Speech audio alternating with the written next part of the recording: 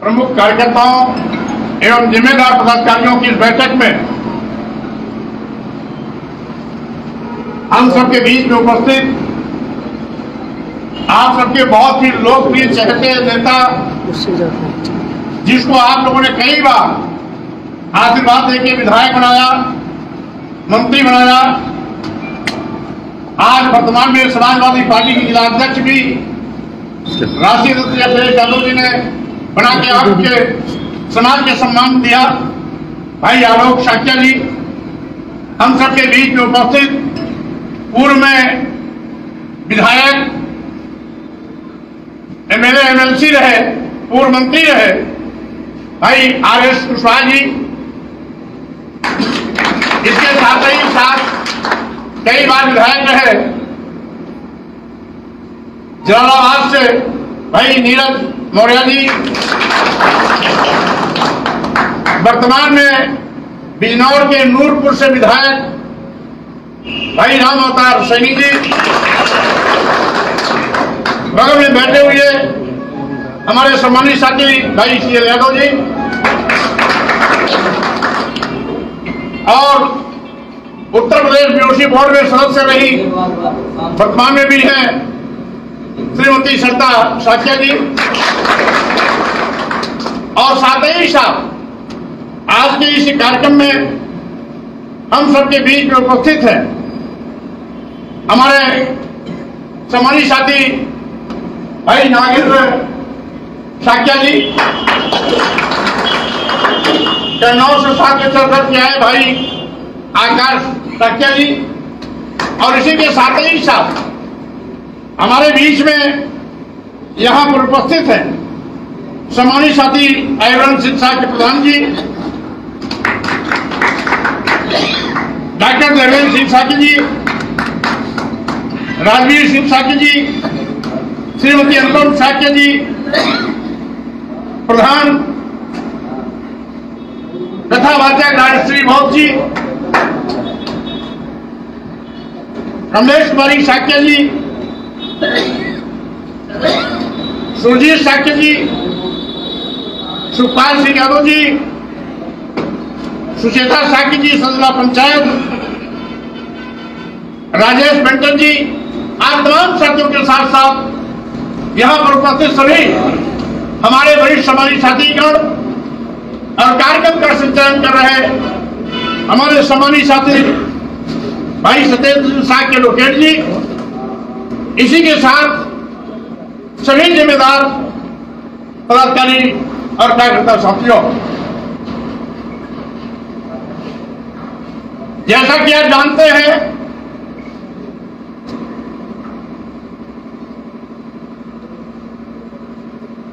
कि दबे पिछड़े और पिछड़ों की बुलंद आवाज है। उत्तर प्रदेश में कई बार अपनी राजनीति का लोहा मनवाने वाले, कई बार मुख्यमंत्री रहे, केंद्र में रक्षा मंत्री रहे, श्री मुलायम सिंह यादव जी के निधन से मैनपुरी की लोकसभा सीट खाली हुई है।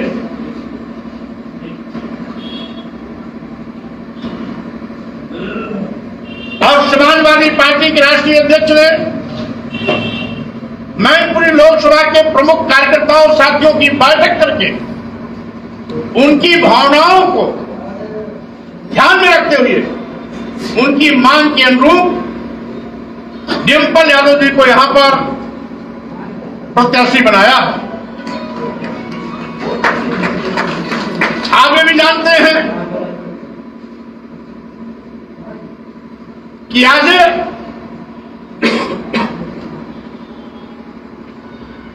भारतीय जनता पार्टी की सरकार प्रदेश की हो या केंद्र की, सभी मुद्दों पर पूरी तरीके से असफल हुई है। आप ये भी जानते हैं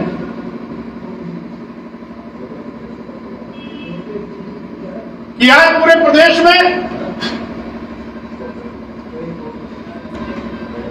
बड़े पैमाने पर बेरोजगारी बढ़ रही है। नौजवान अपने को ठगा महसूस कर रहा है।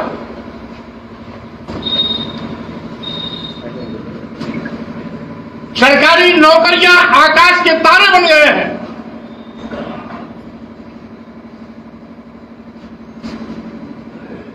यदा कदा कभी कोई सरकारी पद निकला भी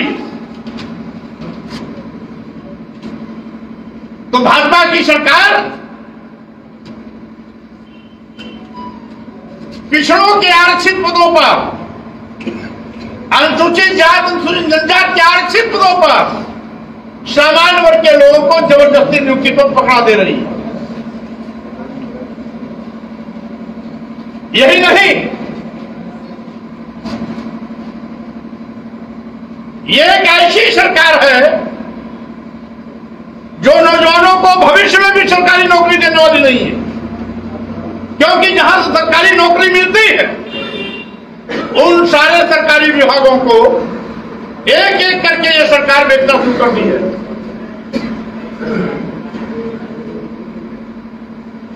इधर जो मोबाइल से बात करने वाले हैं बाहर जाए, भाई साथ रहिए, मोबाइल बंद रखो, जिसको बात करना बाहर जाता आए हैं। और इसीलिए आपको याद होगा ये सरकार कई पोरबंदर बेच दिए निजी हाथों में, कई एयरपोर्ट बेच दिए, एयर इंडिया बेच दिया, यहां तक कि कई रेलवे स्टेशन और कई ट्रेनें प्राइवेट हाथों में बेच दिया, LIC को प्राइवेट हाथों में दे दिया। और इनके दो चहेते बड़े व्यापारी हैं, एक अदानी और एक अंबानी। भाजपा सरकार इतनी मेहरबान है कि पूरे देश में 140 करोड़ लोगों के खून पसीने की कमाई से बने ये सरकारी इमारतें, सरकारी विभाग और सरकारी संपत्ति को अपने चहेते पूंजीपतियों के हाथ में अरबों खरबों की संपत्ति को करोड़ों के भाव बेच रहे हैं। अगर सरकारी विभाग प्राइवेट हाथों में चले जाएंगे, अदानी अंबानी उसके मालिक बन जाएंगे, तो आने वाले समय में नौजवानों को भी नौकरी नहीं मिलने वाली।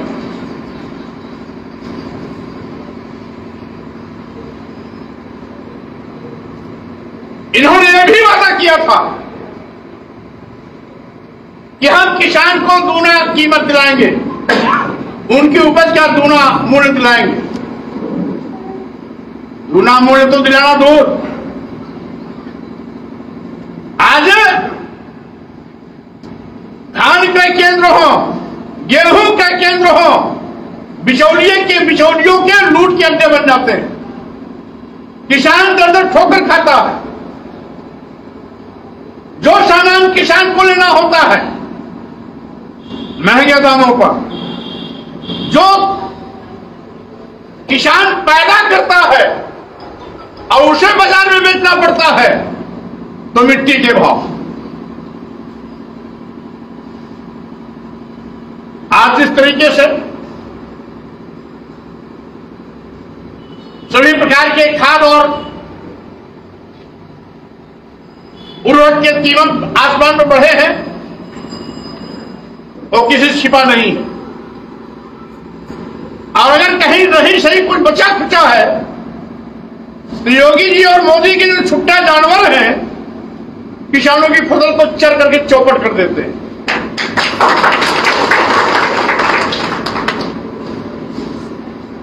महंगाई आसमान पर है।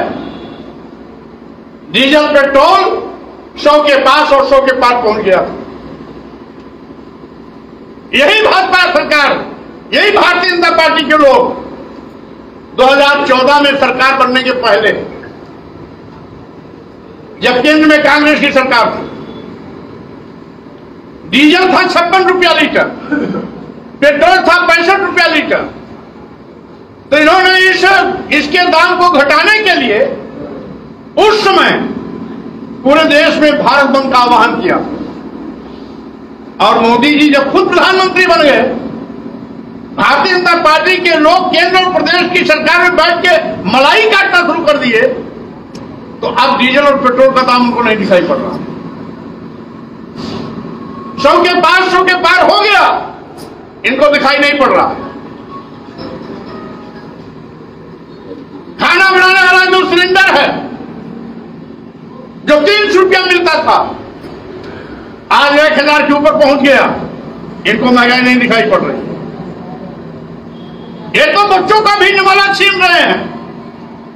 दूध, दही, मक्खन, पनीर में भी जीएसटी लगा करके इसका भी कीमत आसमान पर पहुंचाने की तैयारी कर ली है। आप जो भी सामान लेने जाओ, अपना छोटा सा अगर घर भी बनाते हो, कमरा बनाते हो, ईंटा मंगाते हो, बालू मंगाते हो, सरिया मंगाते हो, कोई चीज मंगाते हो, उसमें आपको जीएसटी अलग से देना पड़ता है। यह सरकार एक ऐसी जोक है जो लोगों के एक एक बूंद खून को चूसकर खुद तो मोटा होना चाहती है और लोग कंगाल बनाना चाहती है।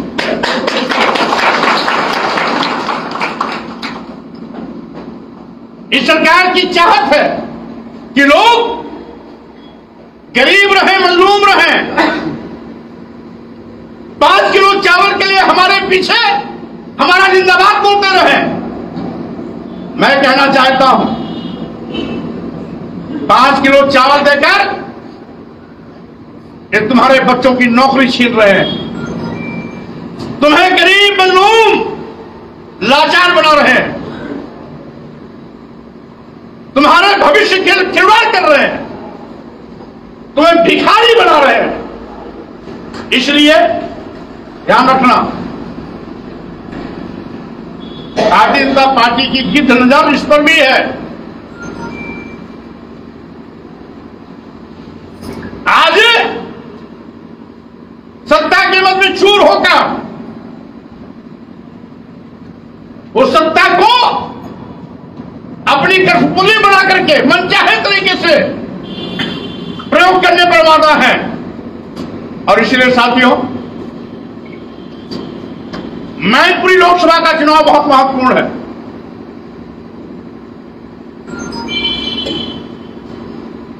क्योंकि इतने ही कम समय में केंद्र और प्रदेश की सरकारों में आपने बहुत कुछ देख लिया। 2 बार सरकार इनकी बन गई। ये वादा खिलाफी करने वालों की सरकार, ये धोखा देने वालों की सरकार है, ये गरीब विरोधी सरकार है, ये मजदूर विरोधी सरकार है, ये किसान विरोधी सरकार है, व्यापारी विरोधी सरकार है। आज आप ये जानते हैं, बीच में कुछ दिन के लिए मैं भी भाजपा में गया था, मंत्री था। मैंने देखा कितने दगाबाज और धोखेबाज हैं। वोट लेने के लिए पिछड़ों की दुहाई देंगे और सरकार में आने के बाद पिछड़ों के आरक्षण पर डकैती डालेंगे।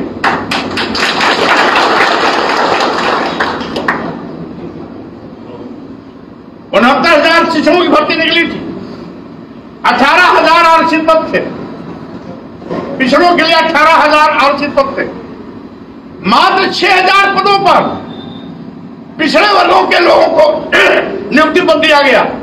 शेष 12,000 पदों पर इन्होंने सामान्य वर्ग के लोगों को पिछड़े वर्ग के आरक्षित कोटे पर नियुक्ति पत्र दे दिया। यह है इनका पिछड़ों का प्रेम। यही नहीं, अनुसूचित जात जनजाति के लिए भी 12,000 आरक्षित पद थे। 12,000 में 8,000 भर्ती तो उनकी साफ हो गई, लेकिन वहां भी 4,000 पदों पर सामान्य वर्ग के लोगों को अनुसूचित जात जनजाति का फर्जी सर्टिफिकेट बनाकर वहां भी तैनात कर दिया। कितने बड़े डकैत है। अजगर की तरह पूरा का पूरा निकल जाना चाहते हैं। हालात को समझकर सारे विभागों में इन्होंने एक और विशेष के लोगों की नियुक्ति कर डाली। इनके इसी आरक्षण विरोधी रवैयों को देखते हुए मैंने इनका कड़ा विरोध किया था। इनको प्रति देने की भी ठानी थी। यद्यपि सरकारी मशीनरी दुरुपयोग करके किसी तरीके से अपने को बचा ले गए, लेकिन इनके विषैले रंग को हमने काफी अच्छी तरह देखा और परखा। और साथियों, आप जानते हैं आज डिंपल यादव चुनाव नहीं लड़ रही है, मुलायम सिंह यादव की विरासत चुनाव लड़ रही है। ये चुनाव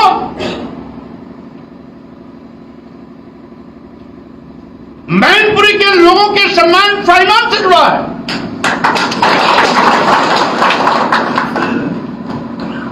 क्योंकि जब मुलायम सिंह यादव जी इस प्रदेश के मुख्यमंत्री बने तो सबसे ज्यादा सुर्खियों में रहता था मैनपुरी इटावा। और यही नहीं, जब मुलायम सिंह यादव ने अंतिम सांस लिया तो प्रदेश से लाखों लाख की भीड़ उमड़ी सफाई की धरती पर। कितनी भीड़ थी इसका मीडिया वाले भी अंदाज नहीं लगा पाए। 5 किलोमीटर में जहां देखिए भीड़ ही भीड़, कितने लाख लोग आए कोई अंदाज नहीं लगा पाया। यह क्यों? इसलिए कि मुलायम सिंह जी पूरे उत्तर प्रदेश की शान थे, पिछड़ों की पहचान थे और साथ ही साथ ठेका पर ताकतों को घुटना टेकवाने के लिए किसी हद तक जाने के लिए तैयार रहते थे। आज इस भाजपा सरकार अपने बातों को छिपाने के लिए समाज को हिंदू मुसलमान में बांटने की कोशिश कर रही है। शायद योगी जी मोदी जी को नहीं मालूम कि देश की आजादी के लिए सरदार भगत सिंह ने फांसी के तख्ते पर चूमा, वो भी अल्पसंख्यक समाज के थे। अशफाक उल्लाह खान ने भी फांसी के तख्ते को चूमा, वो भी अल्पसंख्यक समाज के थे। अगर राम प्रसाद रोशन सिंह फांसी के तख्ते को चूमे तो वहीं पर अशफाक उल्लाह खान और सरदार भगत सिंह ने भी हम तख्ते फांसी के तख्ते को चूमा। मोदी जी, योगी जी, आपने तो बात बता, पुरखे भी आजादी की लड़ाई पे भी नहीं लड़े होंगे। और जिनके पुरखों ने आजादी की लड़ाई लड़ी उनको आप सर्टिफिकेट देने आए हैं कि आप देश से बाहर चले जाओ। आप ये भी जानते हैं जब भारत पाकिस्तान युद्ध हुआ था, 1 दर्जन से ज्यादा टैंकें पाकिस्तान से दंगलाती हुई दिल्ली की ओर कूच की थी, तो मोदी जी, योगी जी, आपके परिवार का कोई व्यक्ति वहां शहीद होने नहीं गया था। 16 टैंकों को ध्वस्त करने वाला कोई और नहीं था, वीर अब्दुल हमीद था गाजीपुर का, जिसने अपनी जान को कुर्बान करके देश की शान को बचाने का काम किया था। आप उनके परिवार के लोगों को आप सर्टिफिकेट दोगे कि तुम देश के हो कि नहीं हो, तुम्हारी देश के प्रति आस्था है कि नहीं है। ये देश को हिंदू मुसलमान के नाम पर बांटने की कोशिश करते हैं। भारतीय जनता पार्टी के लोग कितने बड़े धोखेबाज हैं। कहते हैं मोदी जी आए हैं, राम को लाए हैं, जैसे लगता है राम को यही पैदा किए। मोदी जी के आने के पहले राम नहीं थे, इन्होंने आया राम को पैदा कर दिया। ऐसा ड्रामा करते हैं, ऐसा ड्रामा करते हैं। अगर राम को भी बेचने में इनको शर्म नहीं आती, अपना उल्लू सीधा करने के लिए समाज को भी बांटने में इनको शर्म नहीं आती। ये तो हिंदू मुस्लिम दंगा फसाद कराकर हिंदू मुस्लिम की लाश पर राजनीति करने की कोशिश करते हैं। इसलिए साथियों, यद्यपि हम लोकसभा चुनाव में पूरे समय तक रहेंगे, कभी भोगांव, कभी मैनपुरी, कभी किसली, कभी जसवंत नगर, कभी करहल, कहीं न कहीं हम नजर आएंगे। लेकिन मैंने शुरुआत किया भोगांव विधानसभा से इसलिए कि आपका चहेता आपका बेटा आलोक साकेत जी यहां से विधायक होते रहे। यही नहीं, आलोक साकेत जी के पहले श्री राम अवतार साकेत जी को आप लोगों ने यहां पर विधायक बनाया था, वो भी सरकार में मंजूरी रही। तो इसलिए हमने कहा मैनपुरी में अगर हम कदम रख रहे हैं तो हम शुरुआत भोगांव विधानसभा से करेंगे और उसके बाद किसी अन्य विधानसभा में जाएंगे, क्योंकि ये राम अवतार साकेत जी की कर्म भूमि रही।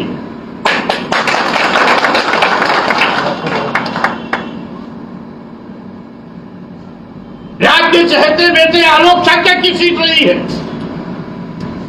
आलोक साकेत जी वर्तमान में समाजवादी पार्टी के मैनपुरी के जिलाध्यक्ष है, इसलिए जितनी ज्यादा प्रतिष्ठा डिंपल यादव की नहीं है, अखिलेश यादव की नहीं है, उससे ज्यादा प्रतिष्ठा आलोक साकेत की लगी हुई है।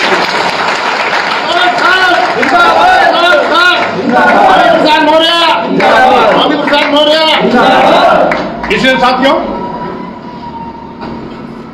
आपसे हम आज पहली प्रमुख साथियों की बैठक में संक्षिप्त वार्ता के लिए इसलिए बुलाए हैं कि आप लोग इस चुनाव को हल्के फुल्के मत लीजिएगा। ये आपके भविष्य से जुड़ा है, आपके बेटी और बेटों की नौकरी से जुड़ा हुआ है, किसानों के सम्मान से जुड़ा हुआ है, नौजवानों के भविष्य से जुड़ा हुआ है, देश के अस्तित्व से जुड़ा हुआ है, सरकारी विभागों को बेचने से बचाने का मामला है, और साथ ही साथ लंबे अरसे तक जिस मैनपुरी की पहचान श्री मुलायम सिंह यादव जी से रही हो, उस पर भी इनकी भिड़ंत टेढ़ी है। इसलिए सभी लोग अपना इसका प्रतिष्ठा का प्रश्न बनाना, यहां जितने भी साथी बैठे हुए हो, आप सब तमाम लोग कभी न कभी मुलायम सिंह यादव जी के सानिध्य में रहे होंगे, कभी उनके साथ भी चले होंगे, कभी उनके सुख दुख में रहे भी होंगे। तमाम ऐसे मौके आए होंगे जब उनके साथ खड़े रहे होंगे, आज हमारे बीच में नहीं। लेकिन उनकी पुत्रवधू डिंपल यादव मैदान में है। मुलायम सिंह यादव जी अपने रहते आशीर्वाद दिया था अखिलेश यादव को मुख्यमंत्री बनने का, अपने रहते उन्होंने आशीर्वाद दिया था उनको राष्ट्रीय अध्यक्ष बनने का, और दो विरासत अपने रहते देकर के उन्होंने साबित कर दिया कि हमारे न रहने पर हमारे इस कारवां को अखिलेश यादव जी आगे बढ़ाएंगे।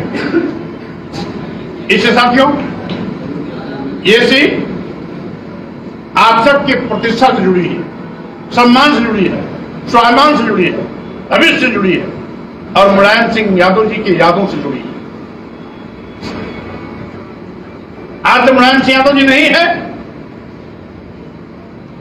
यहां पर बैठा हुआ हर बुजुर्ग वो मुलायम सिंह यादव की छाया के रूप में डिंपल यादव को अपनी बात सुनने का काम करें। हम समझते हैं आप मेरी बातों को बहुत गंभीरता से लेंगे, और जहां भी मेरी जरूरत समझेंगे मैं वहां पहुंचूंगा भी। और इसीलिए आज मैं भोगांव विधानसभा के कार्यकर्ताओं की बैठक से मैनपुरी लोकसभा के चुनाव प्रचार के अभियान की शुरुआत कर रहा हूं।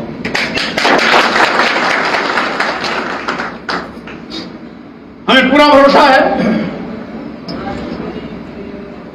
कि आप पूरी ताकत के साथ तन मन धन से इस चुनाव को जीतने का प्रयास करेंगे। डिंपल यादव केवल मुलायम सिंह यादव की बहू नहीं है, वो आप सबकी बहू है। अखिलेश यादव की अगर पत्नी है तो आप सबकी बहू है, और इसीलिए उसके लिए आप पूरी कोशिश करेंगे। एक चीज और सावधान रहिएगा, विशेष रूप से हमारे साथी समाज के लोग, आपने देखा होगा कोई मछली मारने वाला व्यक्ति जब कटिया लेके मछली मारने जाता है तो बड़ी मछली को पकड़ने के लिए छोटी मछली को उसके कांटे में फंसाता है। तो रघुराज साके को जिताने के लिए नहीं वो कंटेनर बनाए, वो अपना उल्लू सीधा करने के लिए बनाए कि इनके माध्यम से हम पैड बनावे और बाद में एक एक साक्या का शर्त कलम करवाएं। ध्यान रखना, भारतीय जनता पार्टी के लोगों में आपने देखा होगा जब से सरकार बनी, दलितों, पिछड़ों और अकलियत समाज के लोगों पर जो जो अत्याचार हो रहा है, शायद वो चीज भूला नहीं।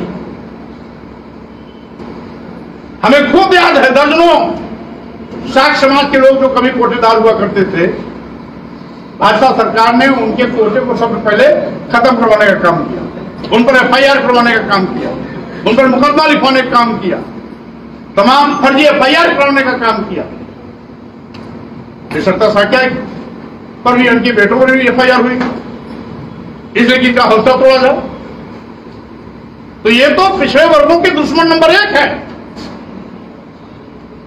दलित अकलियत समाज को कटी आंख देखना पसंद नहीं करते हैं। इसलिए साथियों, सब कोई लग करके बीजेपी को ऐसी पटरी देना कि मैनपुरी की ओर कभी नजर उठाने की कोशिश करते हैं। इन्हीं शब्दों के साथ में मैं भाई आलोक साक्या जी, जिलाध्यक्ष समाजवादी पार्टी, आपके नेता पूर्व मंत्री विधायक रहे, उनको धन्यवाद देता हूं। सत्ता साके जी जो एक बहुत ही बहादुर महिला है, सम्मान स्वाभिमान के लिए किसी से भी टकराने की हिम्मत रखती हैं।